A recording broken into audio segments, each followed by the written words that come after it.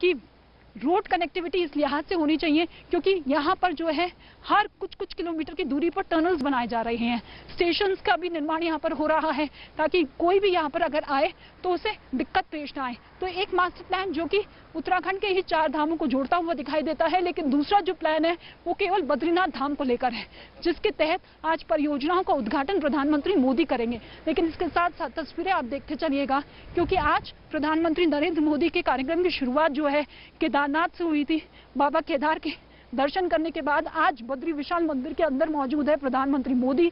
दर्शन कर चुके हैं, पूरे विधि विधान के साथ पूजा अर्चना की जा चुकी है और अब आसपास के विकास कार्यों का जायजा लेते हुए, जानते हुए, देखते हुए कि जिन जिन परियोजनाओं की शुरुआत की गई है, क्या वो परियोजनाएं असल तौर पर उसका असर जमीनी तौर पर नजर आ रहा है या फिर उसमें और कुछ तब्दीलियों की गुंजाइश है।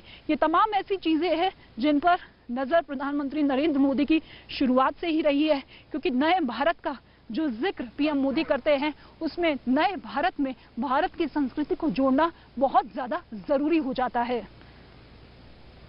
तो देखिए तस्वीरें हम दिखा रहे हैं आपको लगातार बद्रीनाथ धाम की। प्रधानमंत्री नरेंद्र मोदी ने किस तरीके से पूजन अर्चन आज बद्रीनाथ धाम में किया और निश्चित तौर पर बद्रीनाथ धाम एक बड़ा प्रतीक है राष्ट्रीय चेतना का भी, क्योंकि आप देखिए किस तरीके से जो महंत हैं यहाँ के वो दक्षिण भारत के हैं। जो केसर माथे पर लगाया जाता है बद्रीनाथ के वो कश्मीर से आता है, जो बाकी चीजें हैं वो बाकी राज्यों से आती हैं। तो इसीलिए राष्ट्रीय चेतना का भी प्रतीक बद्रीनाथ धाम है जिसके आज दर्शन पूजन प्रधानमंत्री नरेंद्र मोदी ने किए हैं।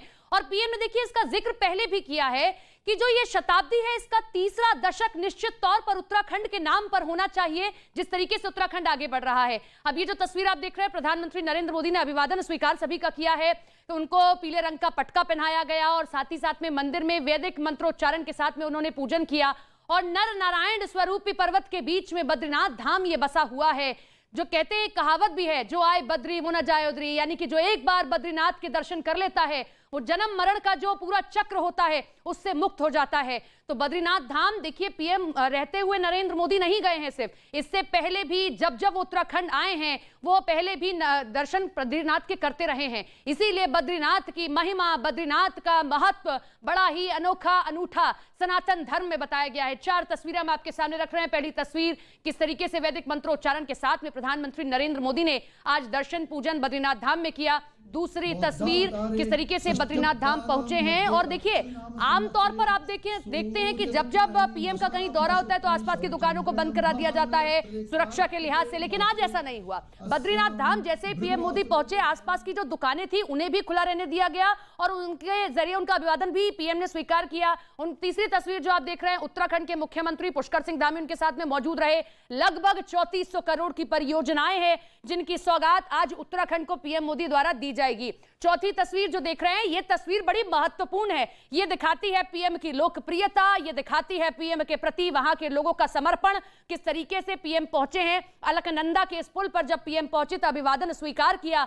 छतों पर अपनी अपनी पहुंचे लोग और इस तरीके से एक दर्शन एक झलक अपने पीएम का करना चाहते हैं। ये तस्वीर जो देख रहे हैं आप दरअसल पीएम मोदी मंदिर से बाहर निकले हैं और जो विकास परियोजनाएं हैं उनकी समीक्षा भी पीएम द्वारा की जाएगी। हेमकुंड साहिब तक एक 12 किलोमीटर लंबा रोपवे बनाया गया है, उसके भी आज उद्घाटन पीएम द्वारा किया जाएगा क्योंकि ऐसे समय में वहां तक पहुंचना भी मुश्किल हो जाता है।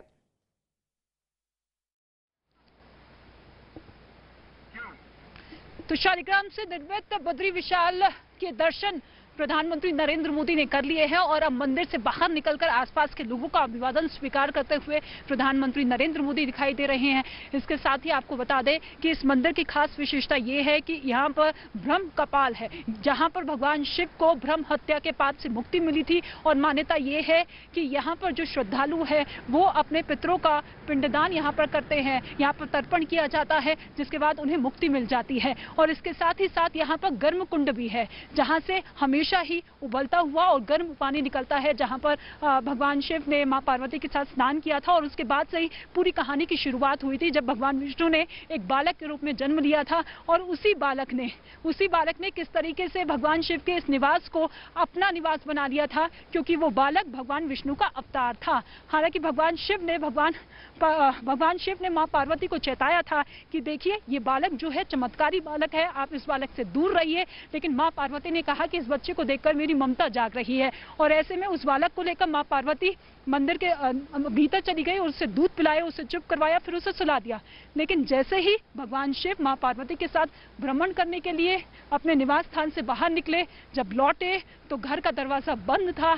और ऐसे में भगवान शिव ने कहा कि मैंने आपको चेताया था कि ये बालक चमत्कारी है, इस बालक को आप ना ले, लेकिन आपने नहीं माना। और ऐसे में मैं अब जोर जबरदस्ती नहीं कर सकता। ऐसे में बहुत शांत तरीके से फिर भगवान शिव जो है मां पार्वती के साथ केदार घाटी चले गए।